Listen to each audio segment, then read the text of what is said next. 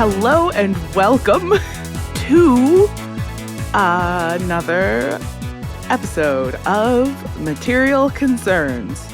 I'm Hannah McGregor. And I'm going to try really hard not to touch the headphones. You did it so much already. I know. You immediately started doing a lot of hands-on-face choreography. Put those hands down, Marcelle. I know. Put those hands down. So hard. You get those nasty little grabbers under control. I know. I got to get my nasty little grabbers under control. You know what I learned recently? What? I learned the current theory behind why our fingers wrinkle when we spend a lot of time in water. Oh, what? What is that? So what we can tell biologically is that something happens, your nerves react to the fact that they're in water, and the blood leaves. The blood moves away from your fingertips. That's what the nerves sort of trigger your body to do. And it's the loss of blood in your fingertips that makes them wrinkly. And so scientists did some tests and found that when your fingers are all pruned up, you're better at grabbing things in the water. Whoa. And so they're theorizing that it could be like an evolutionary thing because humans have lived on the shore of water so much. Yeah. And it increases your dexterity. Your dexterity when you're gathering things from the water. Your wet, nasty little grabbers. Your wet, nasty little grabbers. It makes them nastier. Not grabbier. Scientifically speaking. Nastier. That's incredible. Oh, I love a fun fact. Me too. That's so fun. Good times. So, Marcelle, whose name we haven't said yet on this podcast. Hi. How are you? We haven't seen each other in a month. I know. It's incredible. Time moves so quickly and yet so slowly at the same time. Yeah. I'm in Hamilton, Ontario right now, hanging out with the in-laws. This is the final leg of the Cosman Chow Fraser's Go East 2024 trip. And Trevor... Which was Montreal to Picton to Hamilton. That's right. Montreal to Picton to Hamilton with a stop in Toronto on the way to see a Blue Jays game. Oh, that's where you saw a baseball game. I should have known. It's the only place where baseball happens in this country. It's the only place. And I am very tired. Very, very tired. I bet. You have so many children. Taking children on a vacation is... thankless work. It's not a vacation. It's a trip. It's a trip. I can't remember who said this to me. It's a trip. It is not a vacation. There's one exception, and that's Disneyland. Yes. With Cohen staying home. That's when I take when I take one child. Sorry, Coco. Shh, he'll never you know. You can't hang. He'll never know. Ooh. Yes. No, yes. He'll just get older and it won't be so much management. Eventually it'll be fine. Yes. How about you, Hannah? You have also been vacationing. I have also been vacationing. I have also been taking a journey eastward. Mm-hmm. When did you fly to Montreal? On the 2nd, August 2nd. Okay. I was already in in Nova Scotia by then. So we didn't literally pass each other on the highway, but we were separated by maybe 4 days. Incredible. Otherwise we passed each other. So I started out in Kemptville. I spent 3 or 4 days with my family. And then my friends Aaron and Bart, who are the friends that I went to Bali with last year, were also in Ontario visiting family. And so they drove down through Kemptville and they picked me up and we drove to Quebec City and spent the night there and had dinner at a very nice vegan restaurant in Quebec City. And then moved onward to their cottage in northern Nova Scotia. And then we went to Sappy Fest, which is a music and arts festival in Sackville, New Brunswick. And then we spent another week at the cottage, and then we went into Halifax for a few days. Marvelous. And I flew home from Halifax this very morning. My goodness. So if I seem sleepy, it's because I'm sleepy. Yes. Well, you know, Mm. I saw Bry Webb today. Bry Webb was supposed to perform at know. Sappy Fest and couldn't He because was he too was sick. sick. I know. Yeah. And so when I saw him today, I was like, hey, you were just at Sappy Fest. And he was like, I was. I was so sick. I had to cancel my performance. Yeah. Oh, no. Because he, much like us, did too much. Yeah. He Yeah. did too Sometimes you do much. too much. And then your body is like, hey, Like, shh, shh, shh, shh, shh, shh. hey, you know who's been doing too much? Us. Lie down. No, you're not going to lie down by choice? I'm going to make you. No, I'm going to make you. I'm going to push you down. I'm going to make you lie down. You can't get up. It's cool. It's fine because we're aging. Yeah, and then Bry said, yeah, getting old. Yeah. It's that's it. Yeah. That's the stuff. While I was in Kempville, my primary activity was locating and emptying out and cleaning my childhood dollhouse. Oh. So I have a pretty sizable childhood dollhouse that my mom and I put a lot of work into, like hand-laid hardwood flooring and wainscoting. But it's like, goodness, like it's so hilariously half finished that it's like a metaphor for my childhood. Like this siding, but it only goes halfway up the walls. And the attic is like fully unfinished, like nothing's been done to the attic. Hannah. And we brought it down, and because it's been in storage for like 25 years. So many generations of mice have lived in this thing. It was like packed full of like insulation, like pink insulation and mouse shit. And my dad was like, that's weird. We don't have that kind of insulation in this house. It's like, cool. and then we also unpacked the box. I'm sorry. Hold on. You're telling me that some Beatrix Potter fucking mice like ferreted some pink insulation from neighboring homes. Seems to be. Into the doll. Like they were like, this is where we want to live. However, but the aesthetics all wrong. The aesthetics here? No. We shall forage for pink insulation in the neighboring town. Really, really important. I don't know where they got it. And then in the box beside it was all of the furniture and the dolls from the original dollhouse. And the furniture, some of it's in okay condition. Some of it has been eaten by the mice. And yeah, Hunka Munka beat the shit out of some of that furniture when she found out that it wasn't real. And the two child dolls, are largely intact, but the mother's face has been scoured off. Anyway, so I told my dad, we cleaned all of it, and I told him, pack this up and send it to me, because this is my new personality, restoring this haunted-ass dollhouse. Get ready, everybody. I'm entering my miniatures phase. Oh, I'm so jealous. I want to be in a miniatures phase. Nothing convinces me more that I would go hard into a miniatures phase than the excitement I get when I'm like online shopping for bullshit and I get like these little ads for miniature things and I'm like, those little orange pylons. I could get these little orange pylons. What will you do with them, Marcelle? What will you do with them? I don't know. Well, I can make a little scene. I can make them into earrings.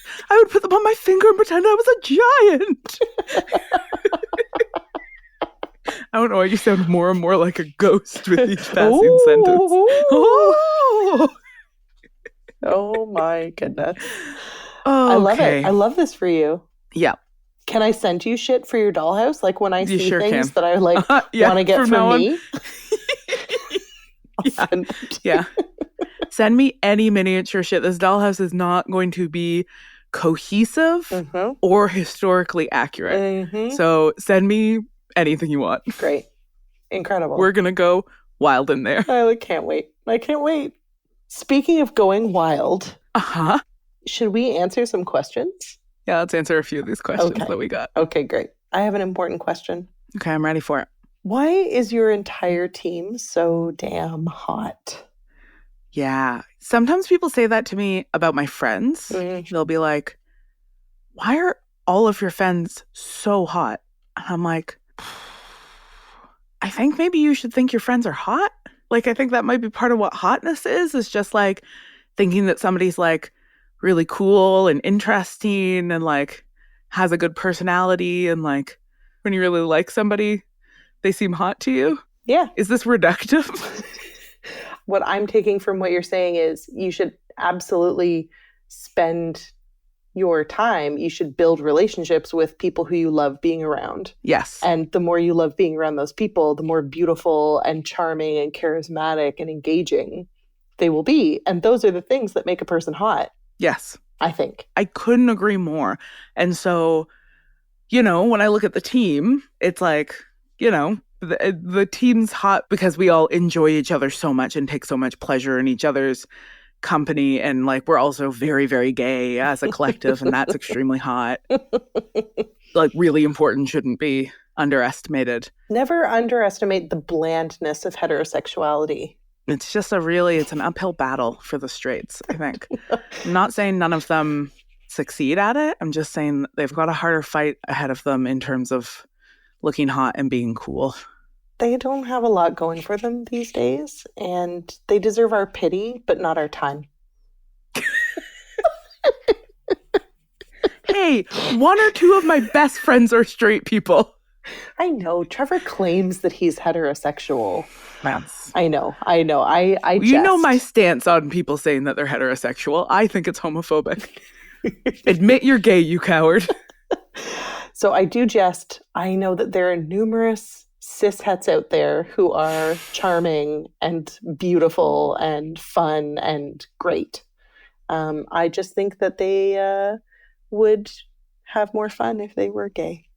Yeah, I listened to a couple of Michael Hobbs projects, and you know, he does like debunking podcasts. Well, and he'll talk sometimes about like the right-wing stereotype of like queers attempting to exert social pressure to make other people be queer, and the concept of social contagion operating through like in part through queer people being mean to straight people. And so like the idea is that like teens become queer or trans because it will make their lives easier. Yes. Because they're being bullied into it. That's right.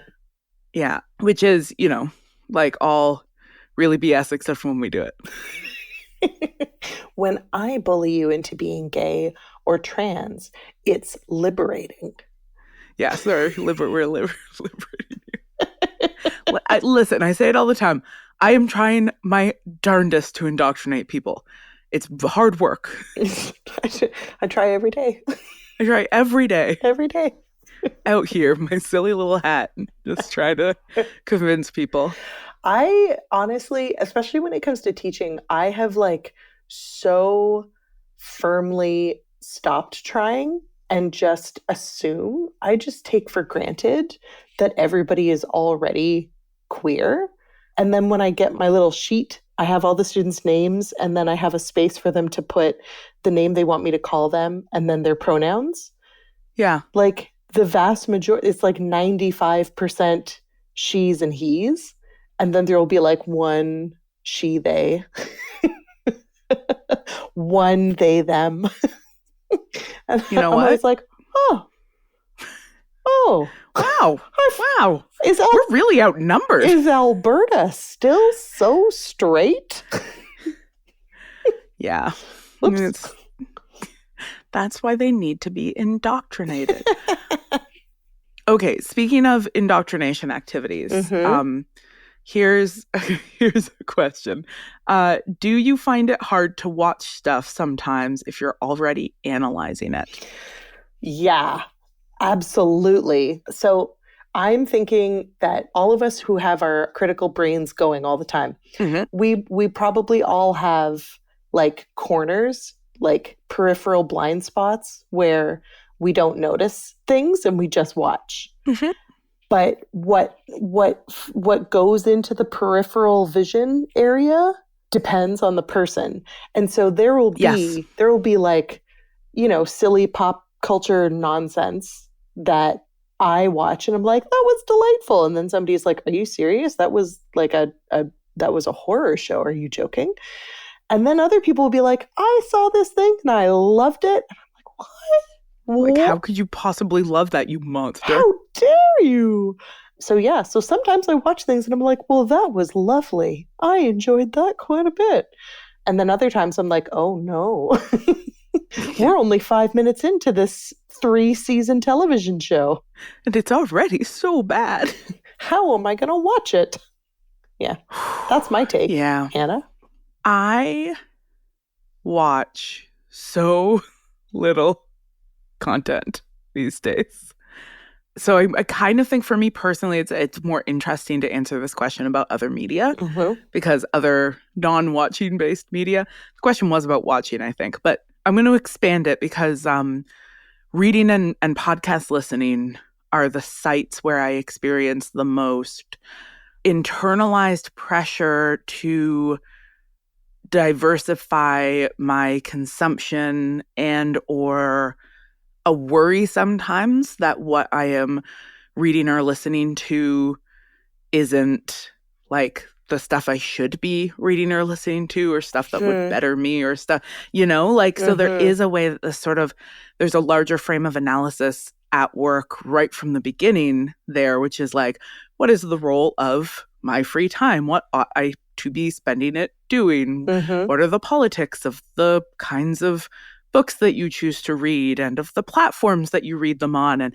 because so much of my scholarship these days is about like publishing and platform and circulation and how much diversification depends on shifting patterns of consumption, like I'm very aware of that stuff and thinking about that stuff a lot in a way that certainly doesn't simplify or render easier the like experience of how I engage with stuff. But like, I think that's useful. Like, I find it useful to question what I'm consuming and why. And I want the things I am engaging with to feel like they are prompting something interesting in my life, which is to say, like, a shared fandom with another friend so that listening to this podcast enables conversation, or like reading this kind of book is very like easy and compelling and keeps me off my phone or off social media in the evenings, and that's really good for my brain to like have, right? So like it doesn't prevent me from experiencing the pleasure of different forms of consumption that are not necessarily always about like improving myself. But I think in general, I find that critical frame like a useful corrective to the default of like what I will just sort of put on or pick up, which tends to, for example, be predominantly work created by white people, right? Like of the algorithm.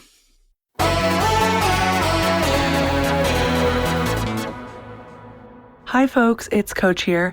You may have noticed that our Material Concerns episode ended a bit abruptly. We had some technical issues. For that reason, part 2 of Material Concerns, that's only available on Patreon, is going to be coming out in the next couple of days, so stay tuned for that. I'm really just here popping in to say sorry for the error. And if you want some bonus content right now, as always, you can go to patreon.com/ohwitchplease for lots of perks, like In the Zeitgeist, where we talk to our guests about times that they were very zeitgeisty, or Coach's Corner, which is when I get to talk to Marcelle and Hannah about what I want to talk about. We have bloopers. We have Making Worlds, which is Hannah McGregor's video podcast that comes out monthly. There is just so much to enjoy. So once again, head over to patreon.com/ohwitchplease. And so sorry for the technical issue. That's our bad. Love ya.